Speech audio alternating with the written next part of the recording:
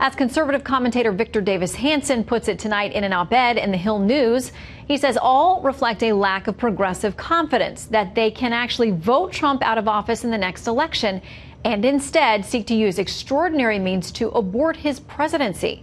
Joining me now, Democratic strategist Dave Brown and conservative filmmaker and author Dinesh D'Souza. Gentlemen, welcome to you both. Hey, Shannon. Okay, so we saw the results of these fundraisers today where this, primary donor was under a lot of heat because of comments like this one we heard from Donnie Deutsch. Here's what he says about people who happen to support this president. You can't say, well, I like his economic policy and whatnot, but I disagree.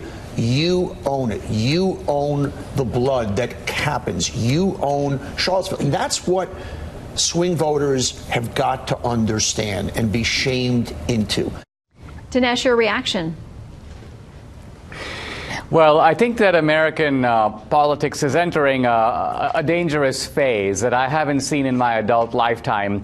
It is a phase in which discussion and debate is replaced with threats and intimidation, and those can escalate very quickly.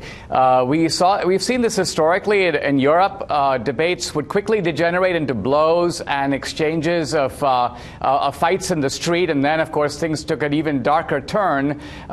I'm a little worried about where our politics is going, because this is a case where when one side starts it, the other side has to respond. And so the Trumpsters aren't going to take all this lying down. Pretty soon they're going to be releasing Joaquin Castro's address and the names of members of his family. And so this is a game that two people can play.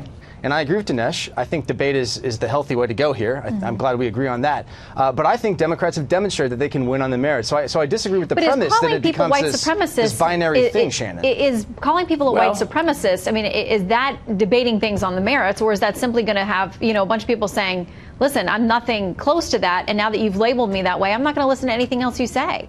If that's directed to me, look, I'm sorry, Dinesh, go ahead. Yeah, Dave. Okay, Dave. Thanks. Yeah, look. Well, I was just saying that we've had two incendiary mass shootings. In one case, there was clearly a guy who was anti-immigrant, a white supremacist. That was part of his motive.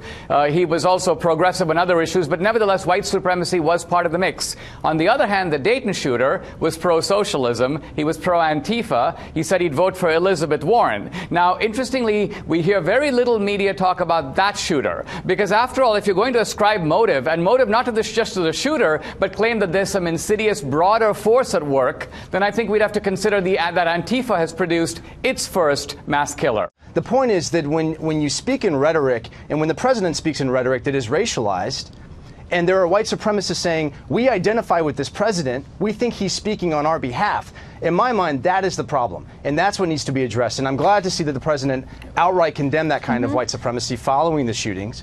But I think we have a ways to go in toning down that kind of rhetoric and making it clear that white supremacy in any form has no place in American discourse and in this country writ large. Clearly. Finally to you, Dinesh. Well, I think it's important to point out that this so-called racialized rhetoric that you're accusing Trump of using relies upon conflating a couple of distinctions. First of all, conflating the distinction between legal and illegal immigrants. The basic assumption is that Trump is sort of against immigrants. Now, I'm a legal immigrant. I'm a person of color. I don't feel that Trump has been critical. Invasion and infestation. Well, I mean, infestation was the term Elijah Cummings used about his own district. Infestation generally refers to a state of things when things have gotten so bad. And do you think that Trump would hesitate for one moment to call San Francisco, Nancy Pelosi's district, for example, infested, where there's the same kind of terrible schools, the same kind of trash in the streets? Category of people, all right, Dinesh. let's let Dinesh finish the sentence, and we got to go.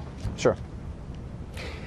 Well, the point I'm trying to make is that Trump's attacks are political. They're not racial. He attacks with the same glee people who are white or black or whatever. There's a certain kind of promiscuity in Trump in which he doesn't discriminate. Right. He's an equal opportunity mud wrestler. Yeah, and he'll tell you that himself.